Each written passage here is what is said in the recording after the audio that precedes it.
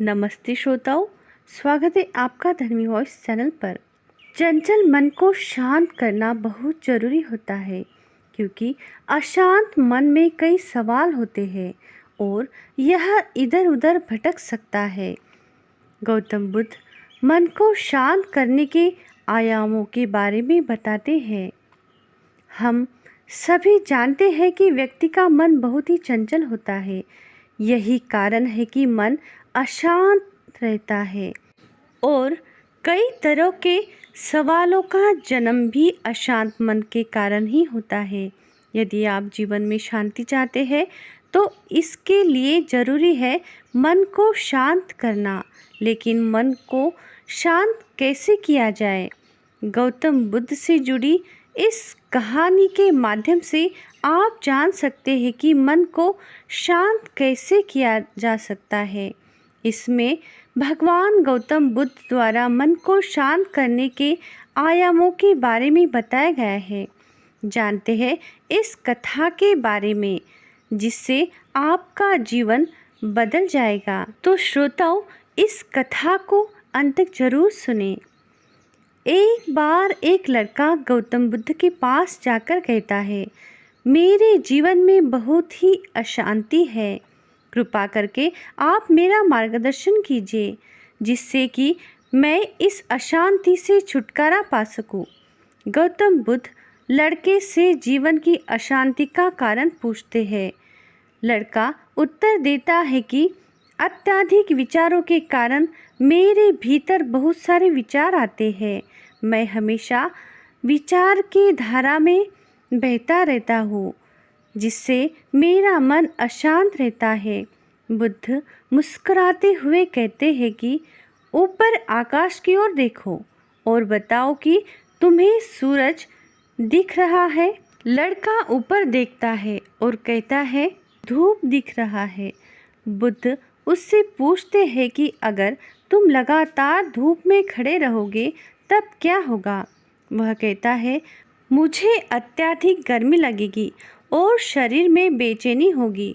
बुद्ध लड़के से कहते हैं कि अगर धूप में खड़े रहने से तुम्हें गर्मी लगती है तो इसमें दोष किसका है, सूर्य के ताप का या तुम्हारा? लड़का कुछ सोचने के बाद कहता है इसका जवाब आप ही बताइए। बुद्ध कहते हैं सूर्य का काम है ताप देना और ताप का काम है गर्मी लगना। ऐसे में तो दोष तुम्हारा ही है कि तुम धूप में जाकर खड़े हुए जिससे कि तुम्हें गर्मी लगी। तुम्हें अगर शीतलता चाहिए तो तुम्हें छांव में रहना होगा। ठीक इसी तरह चंचल मन का भी स्वभाव होता है कि विचारों और भावना को जागरूक करना।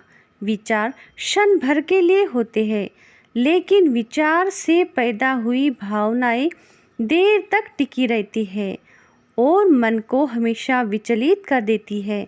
लेकिन यह निर्णय तुम्हें लेना है कि तुम्हें विचार और भावनाओं के साथ चलना है या अलग दिशा बनानी है। बुद्ध कहते हैं कि मन को शांत करने के लिए तन के आयाम पर काम करना सबसे आसान तरीका है। शरीर के स्तर पर हमारे कर्मेंद्रिय और ज्ञानेंद्रिय है। कर्मेंद्रिय यानी कर्म और ज्ञानेंद्रिय यानी ज्ञान से जुड़ी होती है। इससे हम अपनी संवेदनशीलता को बढ़ा सकते हैं, यानी हम जो भी काम करें उसे आनंद के साथ करें। मन के आयाम से हटकर तन के आयाम पर जाने से ही तुम्हारा चित्त शांत होगा। ऐसा करने से तुम मन के आयाम से हटकर शरीर के आयाम पर आ जाओगे। ठीक उसी तरह जैसे तुम धूप से हटकर छांव में आ सकते थे। मन के आयाम से हटने पर तुम्हारी जागरूकता तन पर आ जाएगी। जब तुम तन के आयाम पर काम करोगे तब तुम्हारा चित्त शांत होगा। इसलिए हर काम को तन के आयाम पर करने से मन स्वतः शांत हो जाता है। लड़का बुद्ध से कहता है कि अपने भीतर के सुर को कैसे सुने।